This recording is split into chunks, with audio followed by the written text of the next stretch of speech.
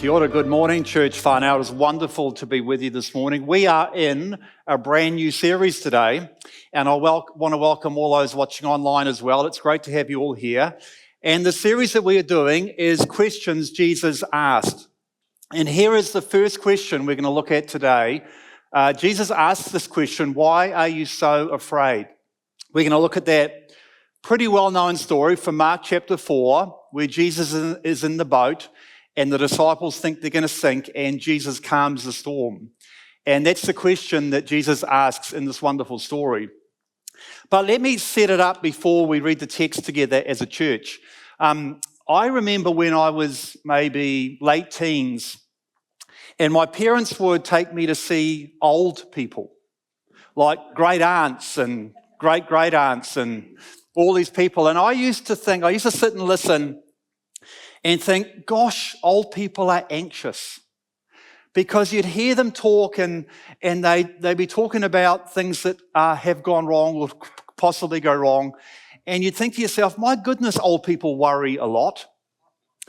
And I've just turned 60, and I know that the 15-year-old Tim thinks that the 60-year-old Tim is quite old, even though, by the way, when you hit 60, you don't necessarily think that. But I find that I am starting to worry as well and be a little bit afraid as well. Because when I was young, I used to say, look, I know bad things happen, but they don't happen to me. They might happen to a few other people, but they don't happen to me and my loved ones. But now that I've turned a certain age and grown and matured a little bit, I realise now that bad things do happen in this world. Let me just give you 4 examples. Death of loved ones, relationship breakdowns, sickness, and financial reversals. And I want to suggest to you today that we live in a troubled world. And I want to use this wonderful story of Jesus calming the storm to really ask the question, how do we get peace and how do we get poise in such a dangerous world today? And we're going to use this fantastic story in this text to answer that question. So let's kick off. I will read it, Mark chapter 4, starting at verse 35. That day, so Jesus has been teaching, and then verse 35 starts off. That day, when evening came, he said to his disciples, let us go over to the other side. Leaving the crowd behind, they took him along just as he was in the boat. There were also other boats with him. A furious squall came up, and the waves broke over the boat so that it was nearly swamped. Jesus was in the stern, sleeping on a cushion. The disciples woke him and said to him, Teacher, don't you care if we drown? He got up, rebuked the wind, and said to the waves, Quiet, be still. Then the wind died down, and it was completely calm. He said to his disciples, Why are you so afraid? Do you still have no faith? They were terrified and asked each other, Who is this? Even the wind and the waves obey him. I want to look at 4 headings as we ask the question today. How do we get peace? How do we get poise in such a troubled and dangerous world? I want to look first of all at the disciples' question, then the assumption behind that question, third, Jesus' response, and last, how can we respond to this message that we're hearing today? So here is the disciples' question. Jesus, don't you care? And what is really interesting is I'm just going to take you to the Gospel of John just for a minute, because in the Gospel of John, he says something really interesting right at the end of his Gospel. He says this, he says, Jesus did many other things as well. If every one of them were written down, I suppose that even the whole world would not have room for the books that would be written. And so what John is saying, and what the other gospel writers also significance of what you're reading there, is that Jesus did many things, but they are very specific what the gospel writers want to include in their gospel, because they have a specific purpose for sharing what they're sharing. And so both Matthew, Mark, and Luke record the story of the storm and Jesus calming the storm. But they could have chosen many other things as well. Why did Mark specifically choose this story? And the answer is really interesting. Because he knew that for ancient people, his audience at the time, the significance of storms was not just physical storms at the time. To ancient people he was writing to, they were a sort of symbolic for death and destruction generally. And what Mark is trying to do here is use the story to not only talk about this physical storm that happened around AD 30, but also talk to us today as modern readers about the significance of storms in our lives as well today. And we get that, not just the ancients, but the moderns like us. I mean, just 2 weeks ago, among our heads, there was such a tornado that came through that a lady was sleeping at 3 a.m. in her house in Mangawhai Heads, and the roof lifted off, and she was taken out of her bed and ended up on the ground. So we as modern people also understand the danger and the significance of storms. And what Mark is doing, he is using this story, he's chosen this story because he not only wants to tell the story at the time, but he wants to get it across to us today that we all ask this question on the screen. Teacher, don't you care? We ask Jesus that question. And what he's going to get across in the rest of the story is how he answers that. So in our own storms, it is our question, and Mark is going to talk about that for us today. So that's the first question. Teacher, don't you care? But let me talk about the assumption behind the question. Because what we're going to see in a minute is the reality of what these disciples are seeing in the boat is different from their perception. They are perceiving something, they are seeing something happening, but the reality is different. And I want to illustrate that with a story. Many years ago, I used to work for Coca-Cola in New Zealand. And I was in sales and marketing, and I remember we got a call to say that the chief of Coca-Cola worldwide was going to come and visit little old New Zealand. He was going to fly on the corporate jet. He was only going to spend about 3 hours with us, and then he was go on to Australia. But this is when Coke was the biggest brand in the world. This was before Amazon and Apple and Tesla and SpaceX and all these Jeff Bezos today and Elon Musk's of today. This probably was the most important businessman in the world at that time. And so what our managing director decided to do, he contacted all of us and he said, the New Zealand managing director, he said, guys, we know the route that we're going to pick them up from Mongere Airport and we're going to drive them to Mount Wellington where the factory is, and we're going to follow that route. Here's your job.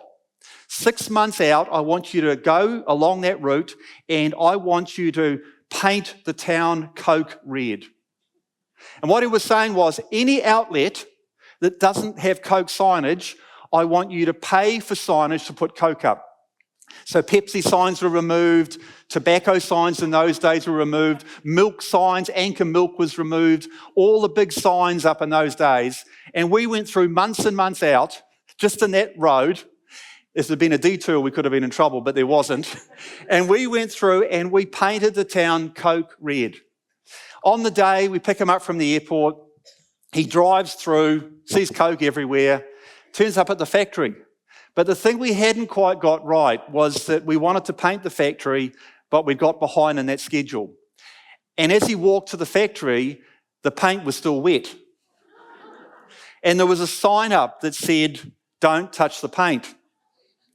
And I was in the background, but as our MD walks with this, big important businessman, he apologised and he said, sir, I'm so sorry that we got everything else organised, but we were a bit slow in getting the factory painted. And I heard this man say, don't worry, son, he says, I know I sell more paint than I do Coke. And what he was saying was, he knew the market share in New Zealand of Pepsi and Frucor versus Coke. That was available to him. He knew that what he'd been gone was not the reality of New Zealand. He knew that we were painting a perception that wasn't reality.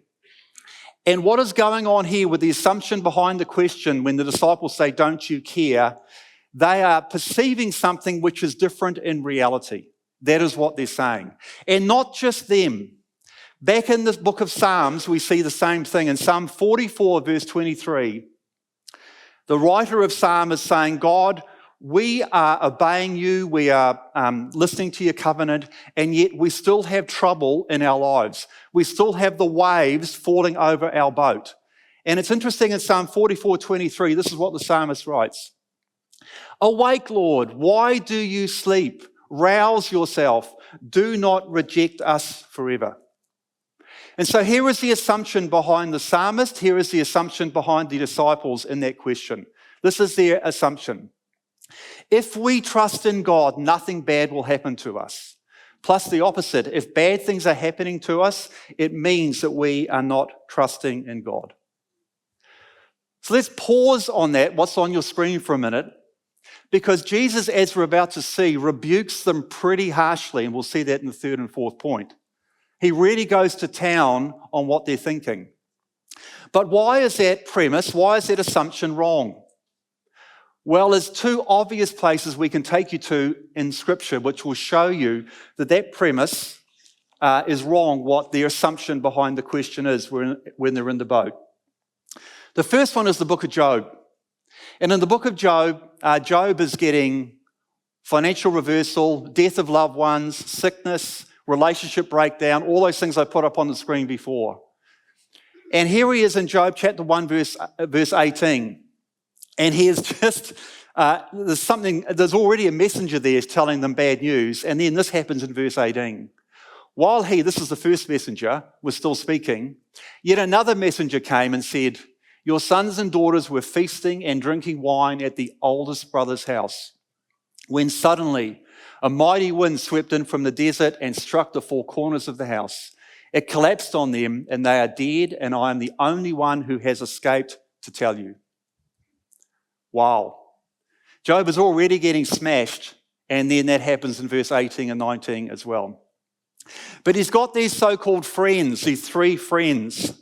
And when you go through the middle part of the book of Job, they are talking to Job, and they are following that exact same assumption as the psalmist does and as the disciples do in the boat.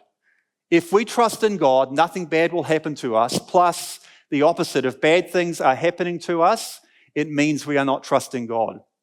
And what they're saying to Job is, Job, clearly you're not trusting in God because all these bad things are happening to you. But at the end of the book of Job, when God talks to Job and he spills the beans a bit on what has been going on, and in chapter 42, verse 7, he then turns his attention to these three friends, and here's what he says. After the Lord had said these things to Job, he said to Eliphaz the Temanite, I'll try that again.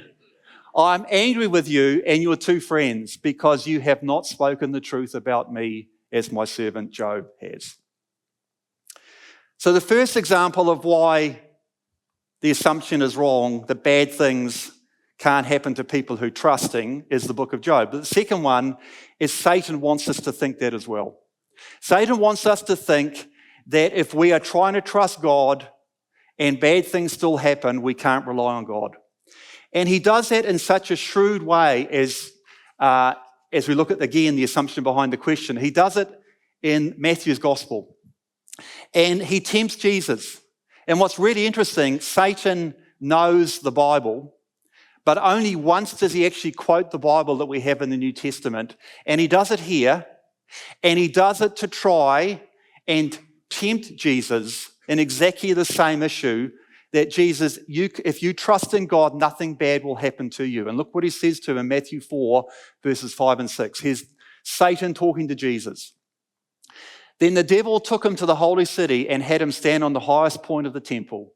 If you are the Son of God, he said, throw yourself down, for it is written, he will command his angels concerning you. They will lift you up in their hands so that you will not strike your foot against a stone. That's straight from Psalm 91. You know, the devil is quoting the Bible at Jesus, and he's effectively saying to Jesus what the disciples, what the psalmist, what Job's friends are saying. You trust God, throw yourself down, and you won't even stub your toe. And Jesus rebukes him and says, Satan, you've got your theology all wrong. But Satan is nothing but strategic, and he knows that if he goes after the church with this wrong theology, what happens is that people walk away from God because they have bought in or been told that if you're trusting God, you shouldn't have any trouble in your life. And they have no theological folder to show that sometimes you can trust God and yet still have trouble. And I want to give you a really up-to-date example of that, a New Zealand example of that just recently. The census last year, New Zealand census came out and showed that people who are ticking the Christian box is reducing over time.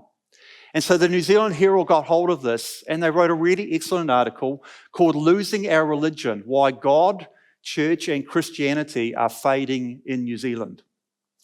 And they interviewed a young woman from Auckland by the name of Lydia Cole. Some of you may know Lydia Cole. She, good on her, she was interviewed for the Herald article, and she was an example of someone who'd walked away from the church as a young person because she had been told, trusting God, no trouble. She was trying to trust God and yet still had trouble, and she did not have a theological understanding of how that could work. And here's what she says in the Herald article. When one person is really unwell and someone else says, God told me they'll survive this, and then they don't, it makes sense to question what else people might be saying or doing in God's name that isn't necessarily true. And so when the disciples say, Teacher, don't you care? We're going to see in a minute that Jesus goes straight for the jugular because he knows how dangerous that assumption is. If we're trusting God, we shouldn't have any trouble. From Eliphaz the Temanite, from Eliphaz, let's just stop there. When I get to heaven, I'll apologise for getting his name wrong. Serves him right for giving such bad advice to Job. From Eliphaz to Lydia from Auckland, the danger of getting the theology right is clear, and Jesus goes after the jugular.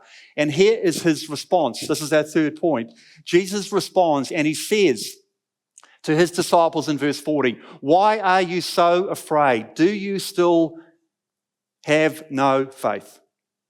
What Jesus is saying is, guys, for goodness sake, get your faith out and put it in your spiritual backpack and bring it around front and center when you're facing troubles in your life.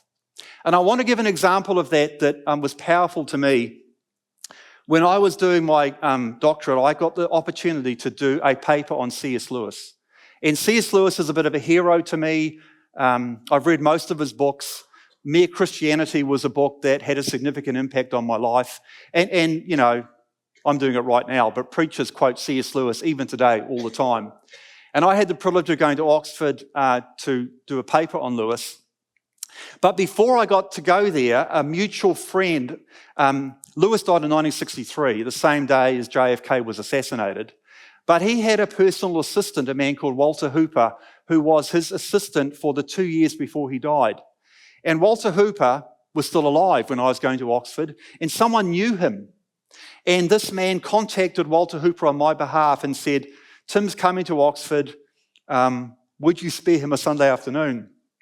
And I had the privilege of sitting with this wonderful man. He was in his mid-80s, but he was sharp as a tack for the whole afternoon. And he just told me all about C.S. Lewis.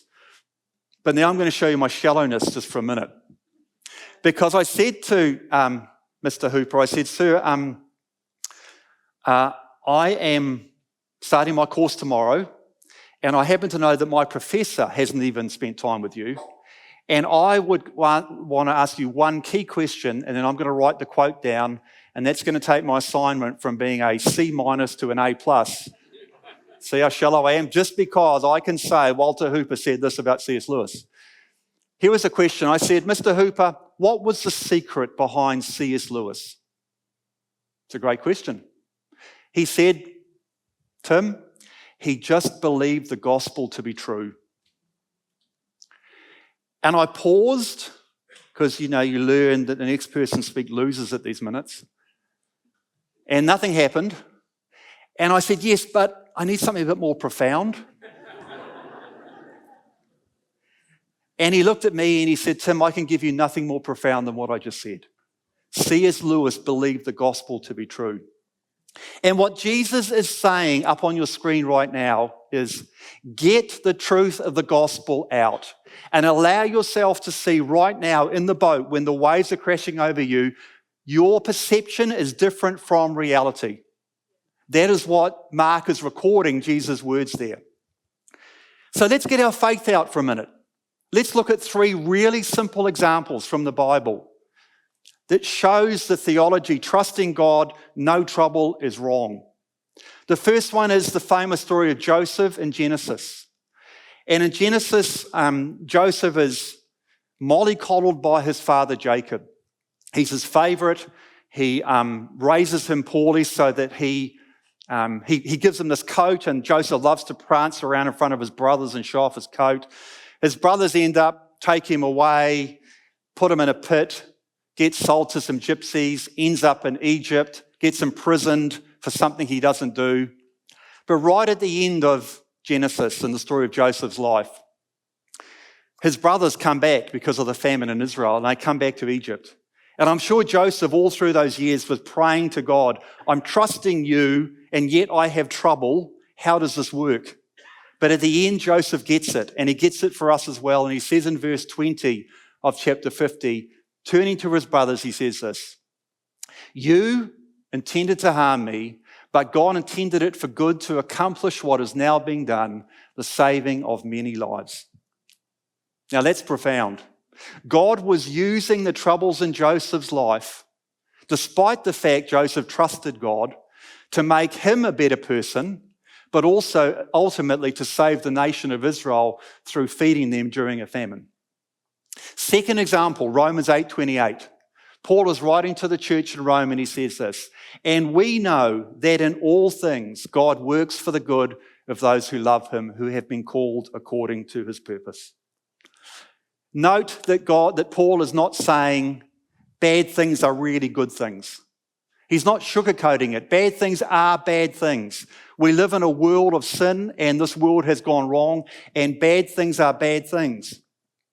And when I did the sermon when I mentioned this in the first time this morning, a lady came up to me afterwards and told me something so horrific in her own life that she's going through.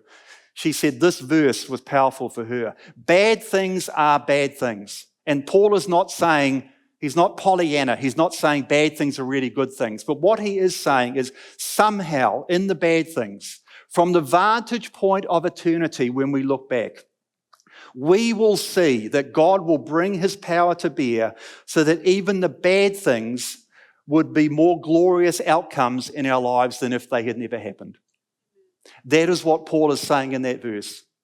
And the last one is probably my favourite verse looking at this topic of trusting and yet troubled. And it's Luke 21. And here is Jesus talking to his disciples at the signs of the ends of the age. And he says this in verse 16. You will be betrayed even by parents and brothers, relatives and friends, and they will put some of you to death. And you will be hated by all for my name's sake, but not a head of your hair shall be lost.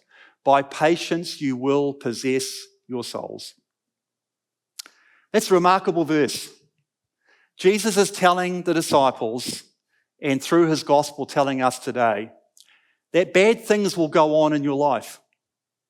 But not a hair of your head shall be lost, and by patience you will possess your souls. Jesus is saying God will protect the real you that lasts forever. And my favourite story of illustrating that is the story of the lumberjack who was told he had to cut down a whole lot of trees. And so he went out into the forest to cut down the trees. But before he started, he noticed a mother bird building her nest about to raise her little birds in the tree. But he realised it was going to be cut down, and so he got his axe and he whacked the tree. And the bird got upset by all the whacking of the tree and flew to the next tree. And the lumberjack went to the next tree and whacked that tree. And then the mother bird went to a third tree. And I'm sure at that moment, as he whacks the third tree, the mother bird is thinking, what is this guy doing? Leave me alone. But finally, the mother bird flies to the safety of the rock. And when she arrives at the safety of the rock, the lumberjack leaves her alone because he knows that now she is safe. And what that verse on your screen is telling you is that God will use troubles in our lives, friends, to get us away from what we think is safe, because ultimately every tree is coming down, and put us into the safety of the rock. The big idea really today is this. You must trust God in trouble in order to handle trouble, not trust God that he will exempt you from trouble. That is not what you need. And that is what Jesus is saying to the disciples and saying to us. Get out our faith. Get it out and put it, and like C.S. Lewis, just believe it to be true. So let's move to our last point today, because let's face it, this is hard. We are anxious. We face troubles in our lives, and it's very, very hard to keep facing troubles and not being like the disciples. Jesus, don't you care? We can all ask that question at times. And here's the last point I want to share with you today. Our response to the story. I remember Bronwyn and I pastored a church in Auckland Bible Church for many years, but before we ended up pastoring that church, we went to this church. And I was there, and I wasn't preaching, someone else was preaching. And I remember we didn't have any money in those days, and we didn't have the flash chairs like you've all got there today. We had these white bucket seat chairs. Some of you will remember white bucket seat chairs. They're cheap and cheerful and not that effective. And there's this lovely lady, and she's sitting about the fourth chair back. And let's just say she's a lady of significant mass. She's quite a big lady. And halfway through the sermon, she leans back in the chair, and the chair gives way. Her legs go up in the air. Her head ends up in the lap of the poor young man behind her who was so embarrassed. The preacher said to me later, I saw things that day I never want to see again. And the whole church had to stop while, I won't mention her name, this lovely lady of significant mass had to be relocated to another chair that could hold her mass. But I tell you that story because what can take the mass of our anxiety? What is big enough to take the mass of our concerns, the mass of our anxiety? There's a hint at the end of the story, but there's also something bigger than that.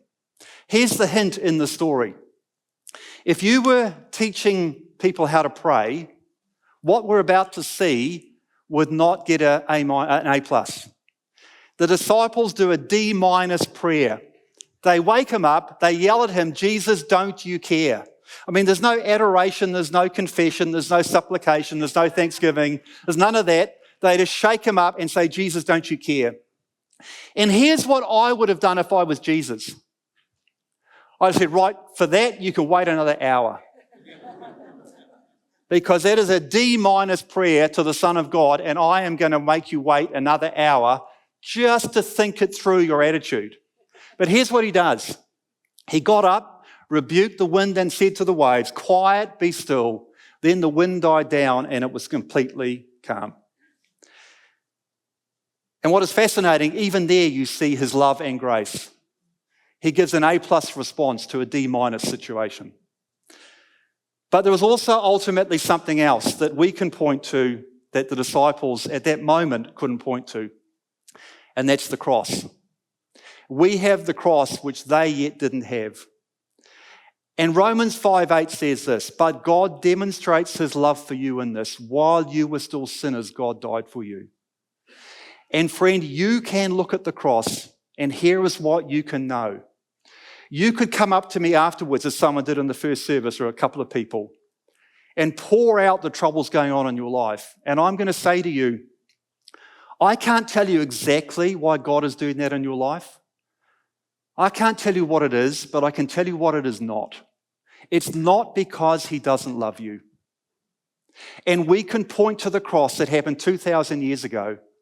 And we can say, because of the cross, we can say, I don't know what's going on in my life with this trouble, but here's what I do know. It's not because he doesn't love me. And Jesus, by asking that question, is effectively saying to his disciples and to us today as well, take out that question from your vocab. Teacher, don't you care?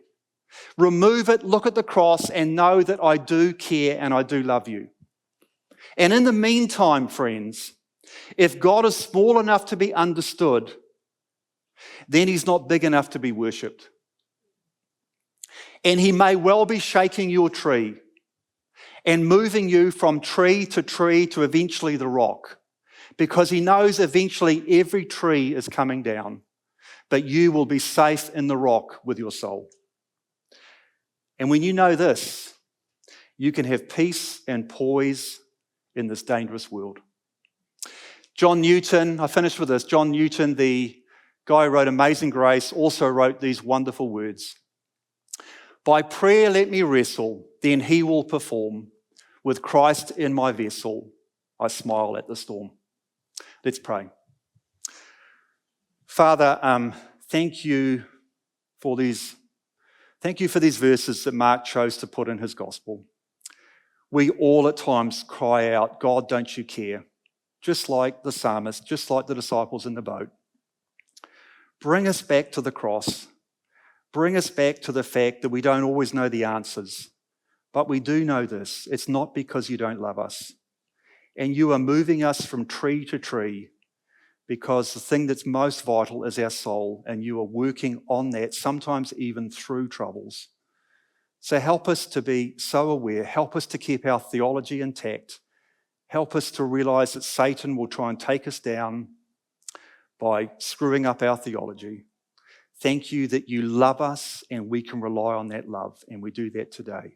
In Jesus' precious name, amen.